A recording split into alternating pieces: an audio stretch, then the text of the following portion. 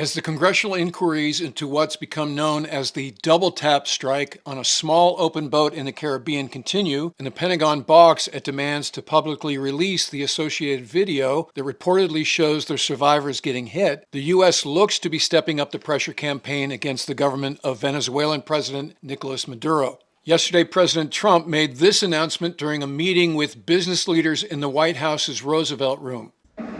Well, thank you very much. It's been an interesting day from the standpoint of news. As you probably know, we've just seized a tanker on the coast of Venezuela, a large tanker, very large. Largest one ever seized, actually.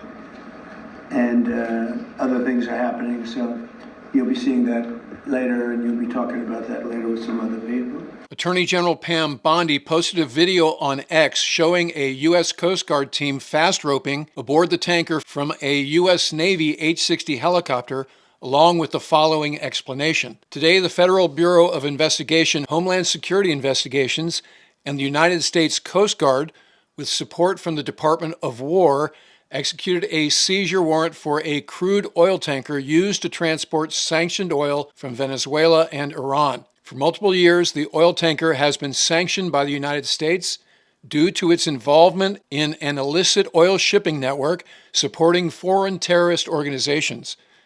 This seizure, completed off the coast of Venezuela, was conducted safely and securely, and our investigation alongside the Department of Homeland Security to prevent the transport of sanctioned oil continues. When reporters asked President Trump what the United States intends to do with the tanker, he replied, "I guess we'll keep it." He also indicated there would be, quote, "more to come," end quote.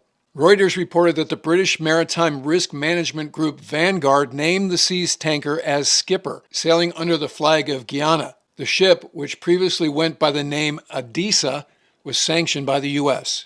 As our friends at US 9 News report, seizing oil from tankers is not unusual for the U.S., although most oil seizures come from ships connected to Iran, which is designated as a foreign terrorist organization by the U.S. State Department. In August of 2020, the U.S. seized oil from 4 tankers that were allegedly carrying the oil between Iran and Venezuela.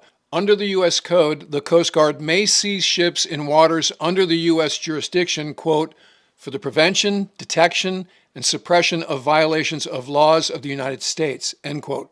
Meanwhile, the USS Gerald R Ford, the Navy's newest and most powerful aircraft carrier, is back at sea after a port called the St. Thomas. And earlier this week, Flight Radar 24 picked up an interesting mission that looks to have been flown by a couple of Carrier Air Wing 8 Super Hornets on Tuesday of this week. As this screenshot shows, the 2 U.S. Navy strike fighters flew deep into the Gulf of Venezuela, and according to Isaac's caption here, loitered there for 40 minutes.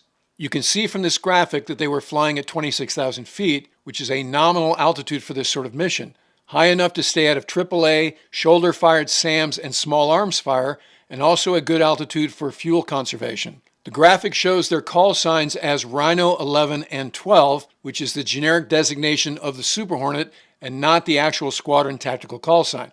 It also indicates that the jets are both F models, which is the 2-seat variant of the Super Hornet. The F Squadron in CAG 8 is VFA 213, the Black Lions, and what it lists as registration is actually what the military refers to as a bureau number, something unique to each airplane. A Google search of those bureau numbers, 168891 and 166620, indicates that both jets are actually assigned to VFA 103, the Jolly Rogers, who aren't part of Carrier Air Wing 8, so those jets are what we call loaners to VFA 213, which often happens when a deploying squadron doesn't have enough fully mission-capable jets when they leave on deployment. So they rob the squadrons that are between deployments. When Hoser and I were aboard Truman during the spring of 24, for instance, VFA 11 was using at least one VFA 213 jet because at that time the Black Lions were between deployments and Truman was working up for the next one.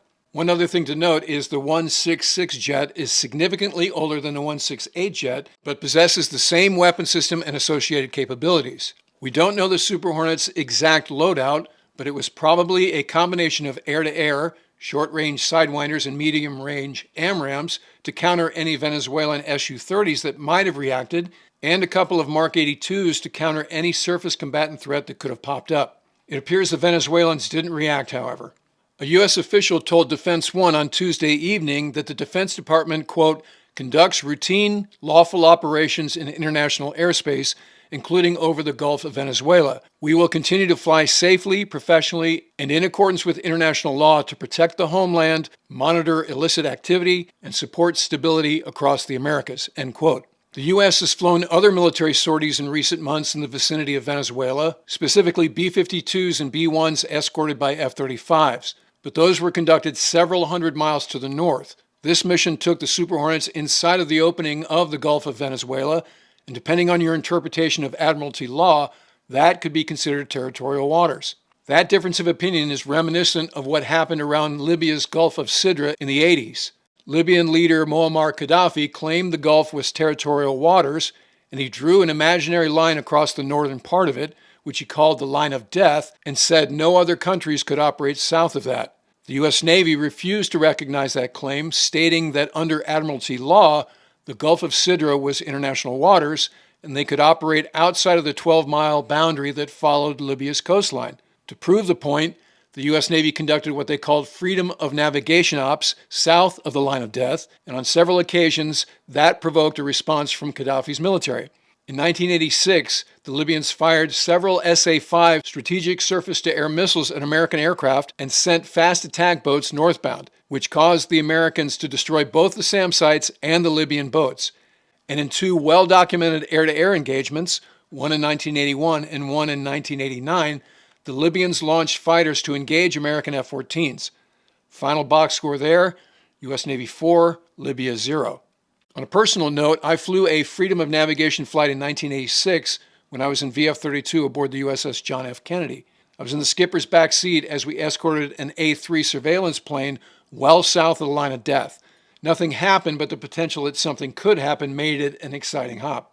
All of this is against a backdrop of the U.S. Navy's buildup of warships in the U.S. Southern Command AOR. In the region are the Iwo Jima Amphibious Ready Group, comprised of the amphibs Iwo Jima, Fort Lauderdale, and San Antonio, cruisers Lake Erie and Gettysburg, and the ships of the Gerald R Ford Carrier Strike Group, comprised of the carrier Gerald R Ford, with around 80 aircraft of various types that make up Carrier Air Wing 8, and the Arleigh Burke-class destroyers Winston S. Churchill, Bainbridge, and Mahan, as well as the Thomas Hudner.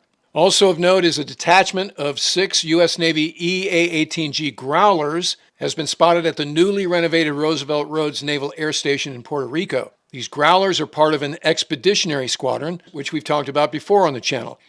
Because the U.S. Air Force didn't replace the EF-111 Raven after it was retired, the U.S. Navy was forced to pick up the load for the electronic attack mission. As a result, they formed expeditionary squadrons that are shore-based instead of part of a carrier air wing at sea. If you look closely at this picture, you can see the NL designation on the tail, which indicates that they're home-based at NAS Whidbey Island in Washington State. As far as where this is headed, all of these actions are lawful under the President's authority as Commander-in-Chief, but at the same time, there is concern from some members of Congress about possible escalation, and whether the mission is halting the flow of illicit drugs from Venezuela to the United States or ousting the Maduro regime in favor of opposition leader Maria Corina Machado, who's currently in Norway to receive her Nobel Peace Prize. Republican Senator from Kentucky Rand Paul told reporters that the tanker seizure struck him as, quote, the beginning of a war, end quote. And if that's what President Trump intends, he needs to comply with the Constitution and go to Congress and ask for a declaration of war. For Venezuelan President Maduro's part, if he's concerned,